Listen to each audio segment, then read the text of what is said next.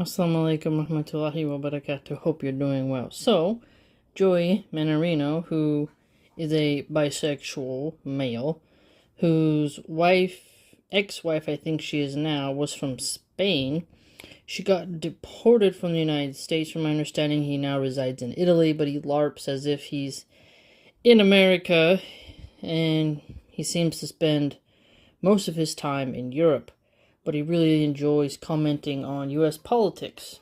So, I don't think he's the type of person who gets the true 4th of July spirit, shall we say. Now, he writes, I want America to have fireworks on the 4th of July, not a bunch of Muslim jihadists blowing themselves up in the squares to celebrate Allah. We have to get Islam out of America. There's a classic movie called Joe Dirt, and it is funny, but it has too much haram in it, so you can't really watch it anymore.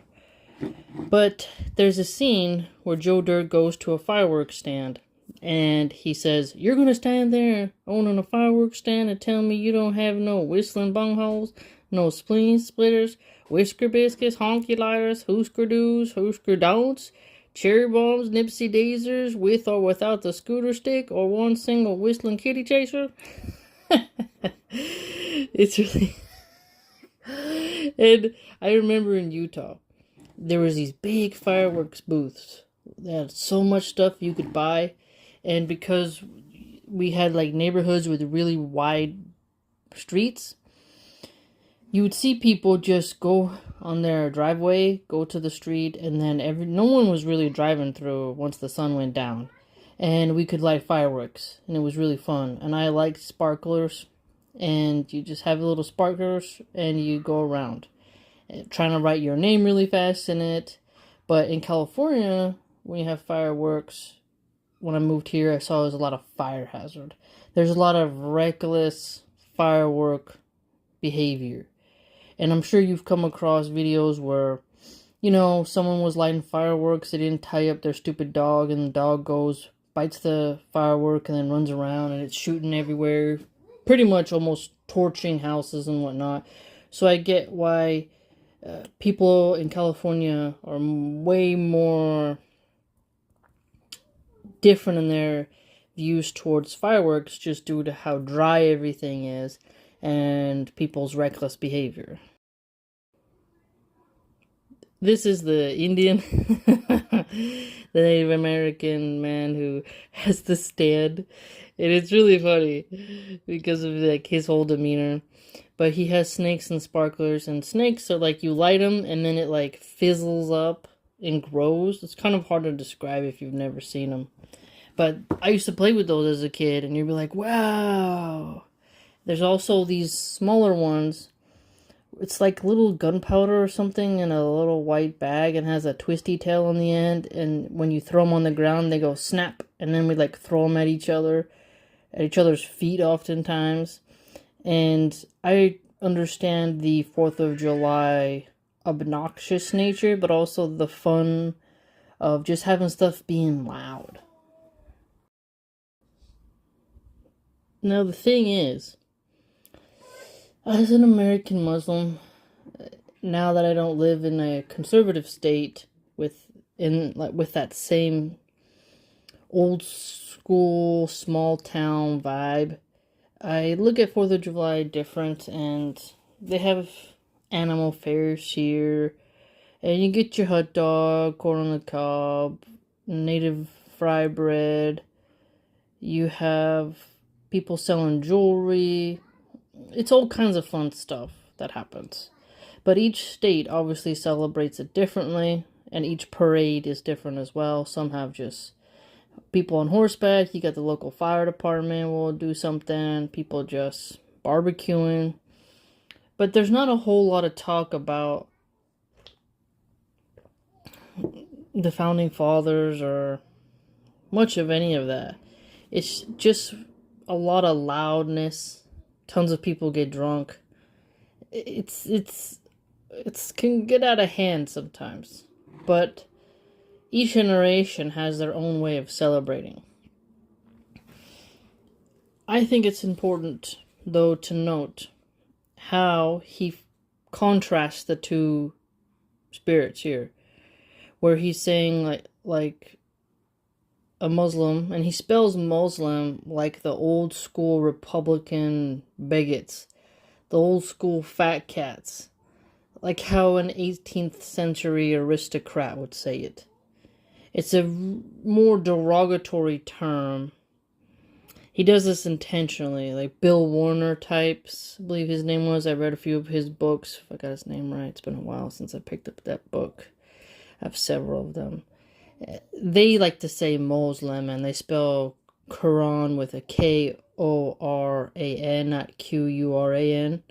So his spelling, he likes to touch on vintage bigotry rhetoric, and he thinks he's clever for that, as if that makes him some type of white person from the South who owns like a nice cotton plantation or something. He's not really clear in who he is as a person. Mannarino, Joseph Mannarino, talk about Italy. He also is equating explosions, like the explosions of fireworks, but explosions with like suicide bombers, like what happens in Afghanistan. It's nonsense, right? An IED, I believe it's called. There's never been, I researched it, I didn't see any case where a Muslim has successfully splattered themselves everywhere. This hasn't happened in America. Now, some people might be like, oh, well, that's just because the FBI foiled all the plots where they were going to do that. Whatever. But the point of the matter is that no Muslim has done that. And Joey likes to make fun of the burqa, the niqab, and the hijab. And he says that female Islamic clothing is to hide explosives. And there has never in the history of the United States been a case where a Muslim woman wearing a niqab or a burqa or a hijab exploded herself. Not even once. So from the 17th century all the way to now, the 20th century, never been a case. And yet, with people like Joey, the sky is perpetually falling. They want you to live in a perpetual state of fear. They don't want you to really have peace of mind.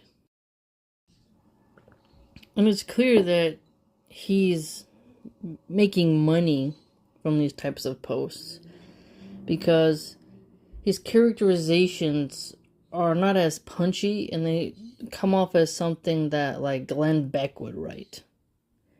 And Glenn Beck looks like the Colonel Sanders of Kentucky Fried Chicken. He was an alcoholic for so many years. He still has those bloated red cheeks. And the thing is, also Steven Crowder has that energy as well. Valentina Gomez, they say each other's jokes. They recycle these platitudes, things that don't really slap. They're not punchy.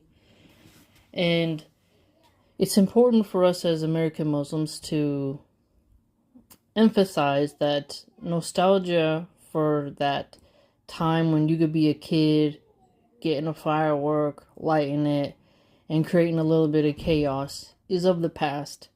And today, I would say the children don't really have that kind of common sense. They don't really have that sense of, okay, if there's a fire, I gotta go run and tell an adult. Okay, don't point it at the chicken coop. Don't point it at the house. Don't get it near this. Don't get it near that. No. And if you look through vintage cartoons where little kids are playing with matches and they get spanked, there was a sense of responsibility when it came to dealing with fire. Today, we don't really have that because kids, they have fun online. They're more digital, and you don't see those booths as much anymore in some states. But where you do see them, it's where it's more open, and It's more of a small town, slow living, and you have a lot of old grandpas and uncles and aunties around who know what to do in case something goes wrong. And for the most part, people go to fairgrounds now to celebrate. So the way of celebrating 4th of July now is more go to the fairgrounds. There's like a temporary carnival, sometimes gets sets up with a Ferris wheel, merry-go-round. Sometimes you'll have a chicken show. There's some fun things that happen. So it's no longer about the individual really lighting the fireworks, but rather going to fairgrounds and watching a grand display of such beauty. It's really pretty, some of them. And I'm still not sure who pays for that. I think it's the city, the county that pays for the fireworks when it's that situation. But for the most part, because certain roads are always busy, you can't really go out and then just play with fireworks. And it's real easy for someone to lose their eye, lose their fingers, and really cause some serious damage to pedestrians. And in some rural conservative states, you'll have more of the talk of fireworks safety, whereas in other places now, that's not even in the picture, and so you're going to get a lot more accidents. So it's better that people don't mess around with fireworks as much anymore because they don't understand how easily they could get burned and then cause something to catch on fire. The era of the Joe Dirt mullet persona, archetype, icon is over, really. Truly. When I was growing up in the 90s, I'm a millennial, there was kids who had the mullet. You had a little bit of tie-dye shirts, a little bit of saucy rednecks. One of my cousins lived in a trailer park. You know, it was that life, sort of white trash, redneck life. It's not like that really anymore. People have gotten more modern. And the fireworks culture with the big old booths, and then you can just buy unlimited fireworks, some big ones too, and some that are quite loud. They have like, you could do some research and just see how some of them were just incredibly loud. It's not really safe to just allow that, especially when you think about how many people are high on weed, they have slow response times, drug addicts, and how dangerous it is with parents now being more addicts to have fireworks laying around. You know, you would have families come together for hot dogs and hamburgers, like my grandpa would grill. Everyone was sober. Some places they're not sober, and when people get drunk and play with fireworks, and you're in close proximity to your neighbors, that can be a serious problem. And when you have all the kids running around with fireworks and they haven't really learned the safety measures, that's also deadly.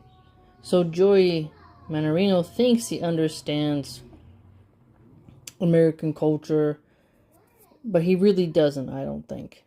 Because if he did, he would see how we kind of have to shift out of that era and move on to fire responsibility.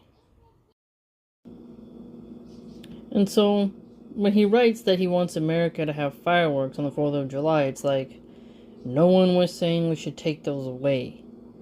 But I do wonder sometimes about the pollution that it causes, because some fairgrounds have like a lake where there's those Canadian geese, and I wonder about the residue as well. They're nice when you hear it from like July 1st, and sometimes it goes from July 1st to July 4th. Sometimes it's the whole week, so the 1st to the 7th, depending on the county. Maybe you've also experienced this as well, where you'll, from your own home, you can hear the fireworks, you can see them. It's more fashionable now to let the professionals do it near a water body, where it's controlled. And I would say intelligent people realize it's not smart, especially how so many people don't have fire insurance on their homes. There's so many different types of insurances. But you got to be super careful. Super careful. I mean, I recall one video where a guy shot a firework into an apartment building and it went through the window. And you realize a firework is a deadly weapon. It's almost like a bomb. You can't put that in the hands of everybody, every child. And sorry, there's a lot of parents who are ignoramuses and will let their kids play with anything. And a lot of people are so dumb that they won't even tie their stupid dogs up.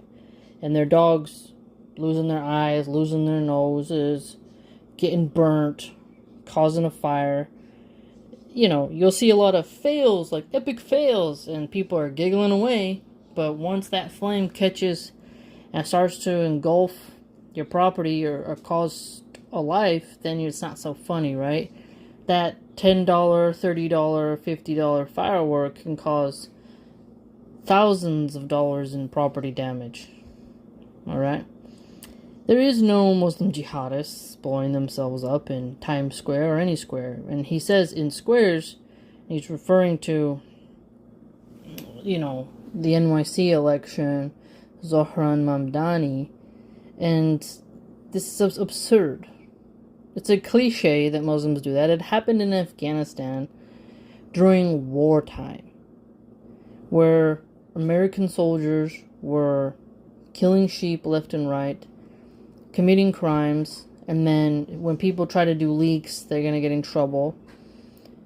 And Chelsea Manning, wasn't that the guy who's now a cross-dresser, leaked info on U.S. war crimes and then got severely punished to have an example set. So when people in Afghanistan talk about what the male soldiers did to the villagers, how they R-worded people, how they killed people's goats, how they behaved, you can see why some people were desperate to get the Americans out. Now, we look back at it, we don't think much, but we spent billions upon billions of dollars in Afghanistan. Tons of lives. We were told we were nation building. Nothing really was built. And as soon as Biden left, he put sanctions on there, and so now they're going through a famine. He left all the weapons behind. Taliban took back over. You know, the whole war is still being written about. It's fresh. It's a fresh wound. So, it's interesting how people call for a Christian crusader, but then demonize a Muslim jihadist, when a jihadist, when you think about it, is a warrior. It's someone who... Because there's that personal jihad, like the jihad against your nafs, like your internal struggle. And then obviously, jihad is there's a lot of etymology to the word in Arabic, but also how it's used colloquially in natural language amongst Americans. But in a concise slang way, one could argue that jihad is just a warrior. So a man who is willing to be a samurai. So it's fascinating when you think about a samurai. A crusader is the same almost as a jihadist when you think about a warrior. But that doesn't really get as demonized as much. So when he says we have to get Islam out of America, you think, we have the First Amendment, buddy. So you can't sit here and say that you're so pro-America and then want to get rid of the First Amendment so you can target one religion. And then think that slippery slope argument, even though some call it a fallacy, but still it's a sound argument, but that won't then go to Christians, and the atheists won't pick up that newly received tool and then put it to work, undoing much of the nuts and bolts fabric of society and the machine of America that allows it to run. And the First Amendment allows things, I'd argue, to run smoothly, but once you start taking out those screws, taking out those nails, and you're like, yeah, we gotta get rid of the First Amendment so we can target Muslims. Well, Christians are the majority, so that will be used against the majority quite rapidly. So he's a moron. This is not even a clever joke because it hasn't happened, and the only time when you've had someone to blow themselves up like that is usually during wartime. And even then, the data, if you look at just regular attacks, it's still very low. There's been more fires from fireworks from irresponsible people than there have been Muslim jihadists, right?